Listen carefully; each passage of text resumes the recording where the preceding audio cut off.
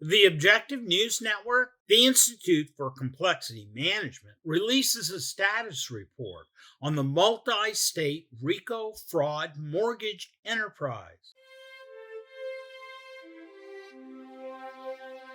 Hello, this is John Hnatio reporting for the Objective News Network. At ONN, we use an advanced software tool called authentication that allows us to look across the internet to find only the most credible data as we gather only valid facts upon which we can draw objective and unassailable conclusions that are derived using only the established rules of logic. ONN has just learned that the Washington metro area nonprofit think tank, the Institute for Complexity Management, has just released a status report on their continuing investigation into what they call, and I quote, the largest mortgage fraud scheme in all of U.S. history, close quote. Among the report's major findings are that J.P. Morgan Chase Bank, their legal counsel, and certain judges sitting on the state and federal bench in New Jersey are conspiring with one another to suppress evidence of fraud involving the true ownership of thousands of homes that were and still are being foreclosed upon as the result of the largest bank failure in all of U.S. history. In 2006, the Washington Mutual Bank, because of their unlawful financial practices and mismanagement, collapsed, leaving thousands of WAMU mortgage holders across the country in the lurch. The ICM report says that the courts in Delaware moved all formerly owned WAMU mortgage notes into a special trust fund to protect the homeowners by assuring that they received their constitutionally guaranteed rights to due process of law and to protect them from mortgage fraud predators. The report implicates J.P. Morgan Chase, their teams of lawyers across the country, and several corrupt judges in the New Jersey and federal courts of going along with a scheme to illegally foreclose on thousands and thousands of homes whose mortgages were formerly owned and serviced by Washington Mutual Bank. The ICM report points to an obscure arrangement between U.S. government agencies, regulators, bank regulators, and J.P. Morgan Chase Bank called a purchase assumption agreement, in which the government gave away for 1/6 of a cent on the dollar WAMU's physical assets, including buildings, furniture, computers, along with the WAMU's former bank's student and car loan business. There was no mention about WAMU mortgage holdings. The report goes on to say that ICM is investigating why U.S. government regulators would possibly give away billions of dollars in assets to J.P. Morgan Chase Bank.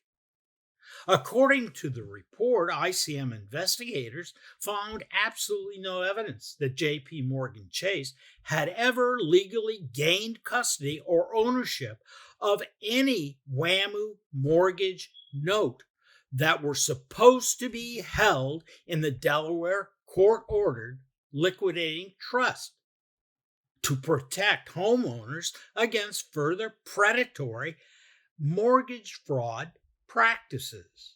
How exactly J.P. Morgan Chase Bank got a hold of the mortgage notes held formerly by WAMU is clouded in mystery because the Federal Deposit Insurance Corporation, a federal agency, a regulating agency, refuses to release publicly key pages of the so-called purchase assumption agreement that they and other regulatory agencies negotiated between U.S. bank regulators and J.P. Morgan Chase. The report also provides real examples of mortgage notes that were forged, altered, and outright fabricated by J.P. Morgan Chase Bank and then fraudulently submitted as proof of ownership by J.P. Morgan Chase's legal counsels in both state of New Jersey and the federal courts. ICM, after scouring the transcripts and the evidence submitted in the case, has found irrefutable evidence demonstrating forgery, alteration, and fabrication of proof of ownership documents. ICM provides additional evidence that several New Jersey and federal judges have intentionally suppressed the evidence as they facilitate the fraud. The report also provides direct evidence that Jamie Dimon, the chief executive officer and the chairman of the board, along with all of the directors of J.P. Morgan Chase and Company, committed perjury in a hearing before the Securities and Exchange Commission, SEC, by saying that the company had never acquired and foreclosed on a single open adjustable rate mortgage, an open arm, not as the result of the WAMU bank collapse.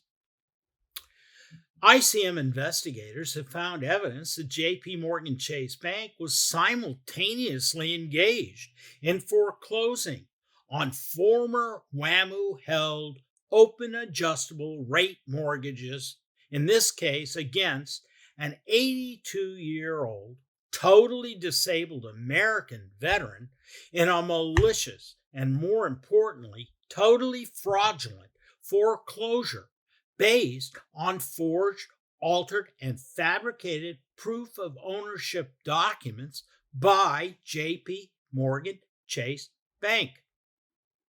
The ICM report raises serious questions about the arrangement between J.P. Morgan Chase Bank and government bank regulators and the huge windfall profits from J.P. Morgan Chase's acquisition of WAMU assets and the fraudulent foreclosures as part of a much bigger politically driven mortgage fraud scheme devised as a stopgap measure to prevent the domino collapse of the entire U.S. banking system, which would have had catastrophic results on the entire U.S. economy.